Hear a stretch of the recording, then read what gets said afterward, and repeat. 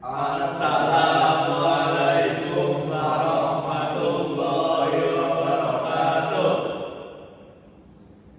Di sini sebelumnya kita akan mempresentasikan hasil proyek UAS dengan judul digitalisasi proses bisnis, sistem pemesanan, pencatatan harian dan antrian pintar pada UMKM Devani Microsoft. Dengan mata kuliah computational thinking dengan dosen pembimbing Pak Bangkit dengan program studi S1 Sistem Informasi. Sebelumnya kita akan memperkenalkan diri terlebih dahulu. Perkenalkan, nama saya Zaki Firmansyah dan rekan saya Abu Bakar Siddiq, Saya Muhammad Ishaq, dan saya Muhammad Alawa Siddiq. dan di sini akan saya bahas satu persatu dari hasil proyek kita. Dari hasil proyek kita yang pertama yaitu analisis masalah yang berupa latar belakang proyek, profil Devani Microsoft, dan temuan hasil observasi lapangan. Yang pertama adalah profil dan latar belakang. Devani Microsoft didirikan pada tahun 2023 oleh saudara Devani di Tegal, Jawa Tengah. Berkembang sangat pesat hingga memiliki yang pertama 2 cabang operasional yang melayani pelanggan harian secara aktif. Yang kedua 5 orang karyawan terampil di bidang pangkas dan tata rambut pria. Yang ketiga basis pelayanan yang besar dan loyal di area lokal sekitar cabang. Yang selanjutnya adalah urgensi digitalisasi. Meskipun performa bisnis dan pertumbuhan cabang meningkat drastis, manajemen operasional harian masih dijalankan secara sepenuhnya manual. Jadi di sini masih menggunakan platform yang operasionalnya secara manual. Hal ini menimbulkan inefisiensi nyata dalam mengelola antrian pelanggan, pencatatan transaksi kasir, serta akurasi inventory harian toko. Oke, identifikasi masalah utama. Yang pertama antrian yang tidak teratur. Jadi di sini kan masih sistem manual, jadi antriannya tidak teratur. Kode antrian walaupun manual memicu dampak negatif yang masih pada pengalaman pelanggan. Yang pertama waktu tunggu lama. Antrian akhir pekan dapat memakan waktu hingga 1 sampai 2 jam di lokasi. Yang kedua kehilangan pelanggan. Pelanggan merasa jenuh, bosan dan banyak memilih pergi sebelum sempat dilayani. Yang kedua pembukuan dan stok manual, pencatatan data transaksi harian dan inventory di buku fisik memicu resiko operasional.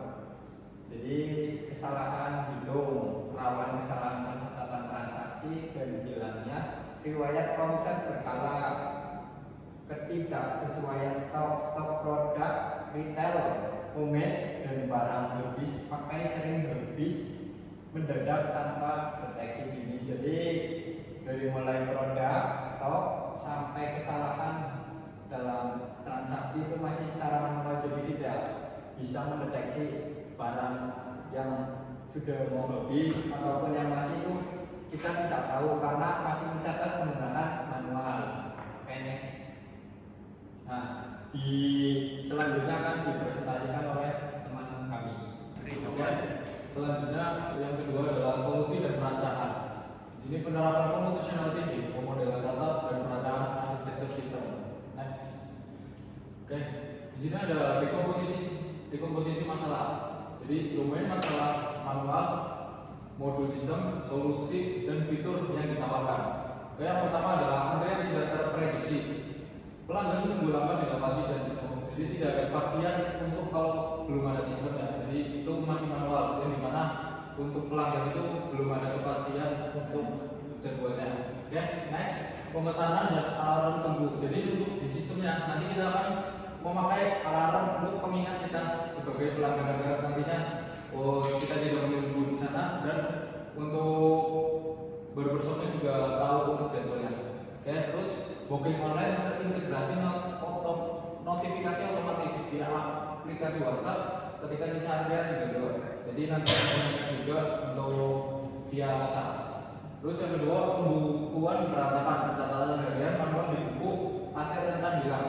Jadi pembukuan manual itu sangat rentan ya, yang dimana masih manual, yang dimana itu sering terjadinya human error. Terus point of sale POS, pencatatan transaksi kasir digital, terpadu untuk menghitung omset harian dan pembagian komisi karyawan. Jadi ada di sistem itu untuk agar pencatatan itu terjadwal dan terstruktur dengan baik, tidak adanya human error.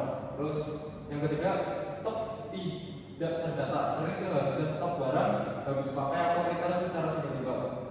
Manajemen inventory, pencatatan stok otomatis secara real time yang langsung berkurang, sering transaksi penjualan produk. Jadi pencatatan stok juga itu penting karena kita pastinya kalau misal punya bisnis, stok-stok barang itu harus tertata dengan rapi. Next, abstraksi dan pemodelan data. Yang di sini ada 3 entitas data penting yang disimpan, yaitu database, data yang diabaikan atau yang kedua. Yang pertama pelanggan. Di sini ada ID pelanggan, nama pelanggan, nomor WhatsApp, riwayat kunjungan, dan password akun. Dan untuk data yang diabaikan, hobi, pekerjaan, suku bangsa, pakaian yang dikenakan. Terus yang kedua, layanan dan produk. ID produk, nama produk atau layanan, harga produk, sisa stok produk.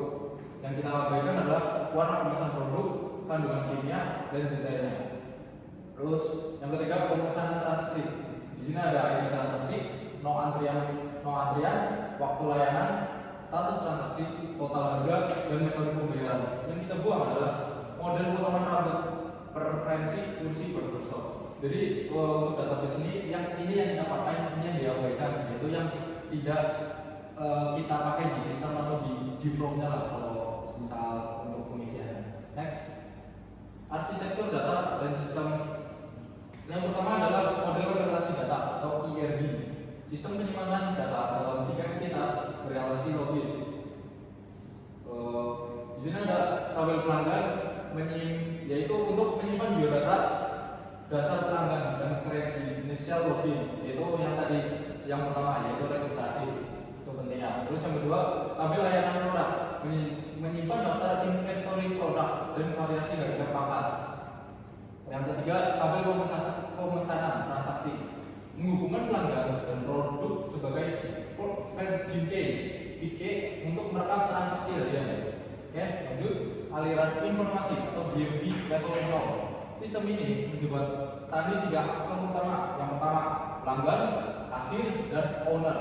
Yang pertama dulu, pelanggan. Melakukan request antrian dan mendapatkan info estimasi serta chatbot, yaitu untuk informasi kayak tentang produknya atau jadwal atau kesiapan barbershopnya, tukang cukurnya. Terus yang kedua, kasir, menginput progres layanan pembayaran dan mengubah status antrian.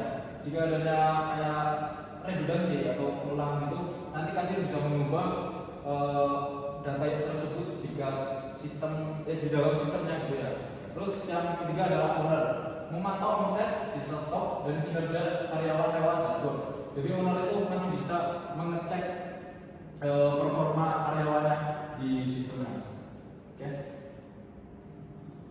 Nah ini untuk IRD-nya, yaitu tabel pelanggan, pemesanan, layanan produk yang tadi yang saya sudah sampaikan. Oke. Terus selanjutnya akan disampaikan oleh teman saya. Terima kasih. Selanjutnya ada algoritma dan prototype. Algoritma fitur cerdas para menunggu, sinkronisasi kasir pos, dan perancangan prototype UI UX. Next. Yang pertama, fitur pintar alam tunggu. Ada 1, ambil antrean. Pelanggan membuka sistem web, memilih jenis layanan pangkas, maka secara tanpa mengambil nomor antrean. Yang kedua, estimasi dan notifikasi sistem. Sistem menghitung estimasi waktu tunggu secara otomatis. Jika antrean sebelum pelanggan tersisa 2 orang, trigger WhatsApp API akan aktif. Yang ketiga, datang dan selesai. Notifikasi mengingatkan pelanggan untuk kembali ke lokasi tepat waktu setelah proses potong. Status antrian diubah menjadi selesai. Selanjutnya ada alur transaksi dan inventory. Yang pertama, logika transaksi kasir, integrasi mulus setelah pangkas selesai dilakukan oleh customer. Kasir memiliki nomor antrian aktif yang telah selesai dilayani. Yang kedua, kasir menginput produk tambahan, contoh pomade, vitamin rambut, apabila pelanggan membeli produk fisik. Yang ketiga, ada sistem menghitung total harga tagihan otomatis seperti jasa cukur dan produk. Yang terakhir ada pembayaran diproses secara instan, tunai maupun e-wallet, bisa menggunakan QRIS. Yang selanjutnya ada otomatisasi stok barang. Sistem kasir langsung memperbarui basis data gudang. Yang pertama ada sistem mengurangi kuantitas stok barang di basis data secara real time apabila terjadi penjualan produk. Omset harian rekam langsung di riwayat pendapatan admin. Sistem memberikan peringatan di dashboard apabila stok mencapai batas minimum agar segera dilakukan restock. Yang selanjutnya ada perancangan prototipe UI UX, halaman pelanggan front end, antarmuka responsif yang ramah pengguna untuk memudahkan akses dari handphone. Yang pertama, login dan register, keamanan pendaftaran akun dengan autentikasi berbasis nomor WhatsApp yang aktif. Status antrian live menampilkan nomor antrian aktif Anda beserta estimasi sisa waktu tunggu. Katalog produk, informasi katalog produk fisik harian dan daftar harga riwayat kunjungan. Yang selanjutnya halaman admin dan kasir, dashboard visual yang powerful untuk efisiensi tim internal dan di Microsoft. Split screen layout menampilkan antrean digital aktif bersebelahan dengan menu antrean manual. Antrean manual, kasir dapat menginput langsung pelanggan yang tidak menggunakan smartphone. Manajemen layanan dan stok, menambahkan, menghapus atau mengedit harga layanan dan mengontrol gudang stok. Yang selanjutnya, oke teman-teman, melanjutkan presentasi teman saya yang tadi yang sudah membahas tentang latar belakang, rumusan masalah apa yang harus kita pecahkan, serta website yang kita buat untuk memecahkan masalah tersebut, mulai dari UI UX, diagram, DFD, ERD dan sebagainya. Di sini saya akan membahas bagaimana cara penggunaan dan mendemonstrasikan website yang kita buat. Untuk halaman pertama, halaman awal itu akan muncul menu login, di mana kita akan mengisi username dan password yang sudah kita buat. Namun ketika teman-teman belum membuat akun, maka teman-teman bisa membuatnya di bagian bawah ini yang daftar sekarang. Di sini ada 4 hal yang perlu diisi teman-teman. Ada nama lengkap, nomor WhatsApp, username, dan password. Untuk role abaikan saja karena ini adalah untuk praktek kita sebagai pembuat website. Nah, ketika sudah mengisi 4 ini, teman-teman tinggal klik daftar sekarang dan akan langsung diarahkan ke menu login. Nah, di sini kita akan login dengan username yang sudah kita buat tadi. Coba kita menggunakan nama teman saya yaitu Izul. Passwordnya Izul.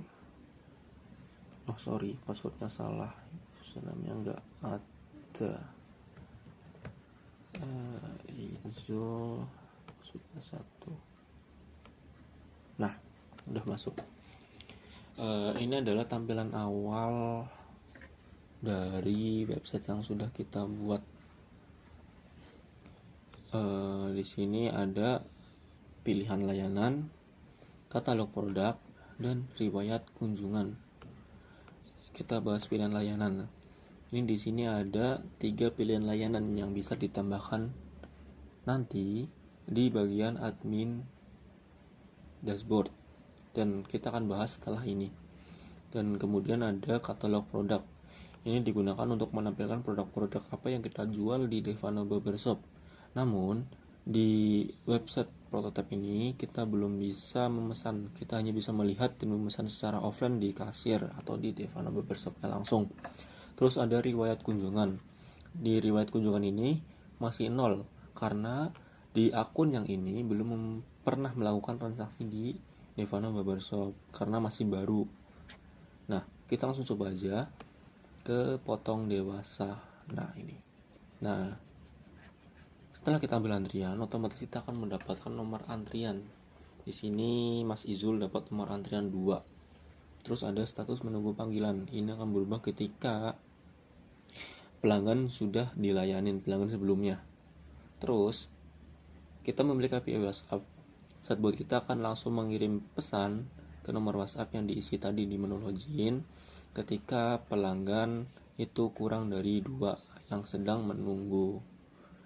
Sehingga Mas Izul ini yang tadinya sedang di luar itu bisa siap-siap untuk menuju ke lokasi Devano Barbershop. Ini aja dari menu dashboard user, lalu kita pindah ke dashboard adminnya. Kita logout dulu aja, dan untuk masuk menu admin kita tinggal menggunakan user atau password yang kita buat dengan role admin. Nah, di bagian role admin ini ada beberapa fitur atau beberapa tampilan. Ada pendapatan hari ini, pelanggan hari ini, dan pendapatan bulan ini. Ini masih 0 karena tadi di database baru saya hapusin supaya tidak berantakan. Nah, di manajemen antrian itu ada, kelihatannya ada 2, yaitu ada saya Muhammad Ali Warsidi dan Mas Izul nih yang lagi menunggu panggilan. Terus ada antrian manual. Antrian manual ini digunakan untuk pelanggan-pelanggan lansia yang tidak memiliki handphone ataupun pelanggan-pelanggan yang lupa membawa handphone. Antrian manual ini diisi secara manual di menu admin. Jadi yang mengisi itu kasir. Setelah mengisi antrian manual ini, pelanggan akan diberikan kartu antrian dan harus menunggu di barbershop seperti barbershop pada umumnya. Jadi pelanggan yang mengantri secara manual ini tidak dapat menggunakan fitur ini menunggu, tidak bisa keluar karena nggak ada yang mengingatkan. Kalau yang lewat online tadi kan kita bisa keluar dulu nih jajan atau kita belajar dulu sambil menunggu antrian sebelum diingatkan oleh API WhatsApp.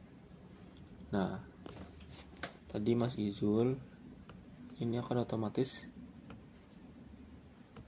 statusnya akan berubah, dilayani. Nah, setelah dilayani ini, setelah selesai, ini akan melakukan pembayaran di kasir. Ketika pembayaran sudah selesai,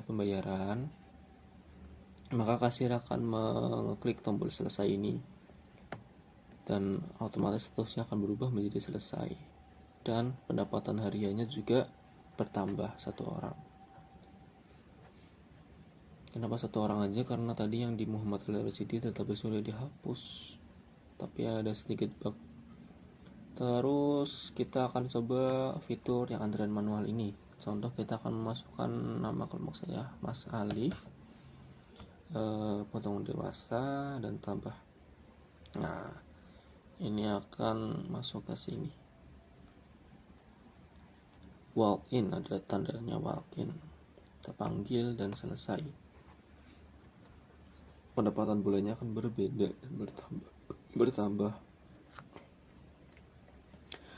Di menu dashboard admin ini juga kita ada manajemen layanan tuh, untuk menambahkan layanan-layanan apa aja yang akan kita tambahkan nanti.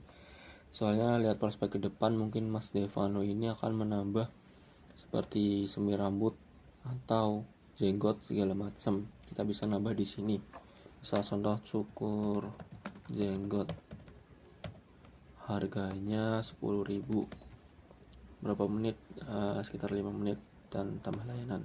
Otomatis akan menambah layanan di sini, dan di menu dashboard user atau pelanggan juga akan bertambah nih, cukur jenggot. Terus ada manajemen produk atau katalog. Ini untuk menampilkan katalog-katalog yang ada di toko kita, barang-barang apa yang dijual di toko kita, di toko Mas Devano.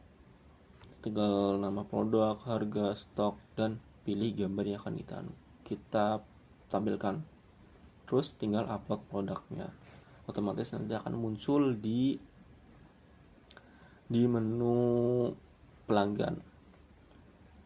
Oke, mungkin ini aja yang bisa saya demonstrasikan untuk aplikasi atau web yang sudah kami buat. Kurang lebihnya mungkin nanti bisa diperbaiki lagi. Selanjutnya akan ditutup oleh saya sendiri. Terima kasih. Nah, untuk yang terakhir di video penutup, ini berisi kesimpulan akhir analisis dan saran strategis untuk pengembangan bisnis selanjutnya. Jadi kesimpulan dan saran. Kesimpulan dari proyek ini yaitu menerapkan metode computational thinking terbukti memberikan fondasi kuat bagi transformasi bisnis. Di mana kita berhasil membagi kerumitan masalah menjadi modul antrian, prosesnya dan inventory stock. Terus ada peningkatan kinerja dari yang kami lakukan, yaitu ada fitur alarm tunggu, memberikan solusi nyata mencegah bertanya hubungan pelanggan telah mengantri di lokasi. Jadi kita mengapa kita menciptakan fitur antrian ini karena selama kita menganalisis itu banyak pelanggan yang menunggu lama sampai berjam-jam dan dia hanya menunggu duduk sambil bermain HP. Dan kita menciptakan fitur alarm ini supaya pelanggan bisa mencari kesibukan lain di luar. Jadi memanfaatkan waktu dengan baik di luar tanpa menunggu di barbershopnya langsung. Serta itu mencegah keramaian di barbershop secara langsung. Jadi barbershopnya itu nggak terlalu ramai terus. Terus ada saran pengembangan dari kami, yaitu untuk memaksimalkan efektivitas sistem pasca analisis prototipe itu harus mengembangkan sistem penuh menggunakan framework Laravel, backend dan Vue frontend. Terus ada pelatihan karyawan, itu kita harus melakukan training intensif pada 5 karyawan agar proses transisi dari manual ke sistem digital berjalan lancar. Jadi untuk kedepannya kami berharap dengan barbershop ini bisa meningkatkan SDM dari karyawan-karyawannya supaya bisa menggunakan fitur ini dengan baik. Sekian presentasi dari kami.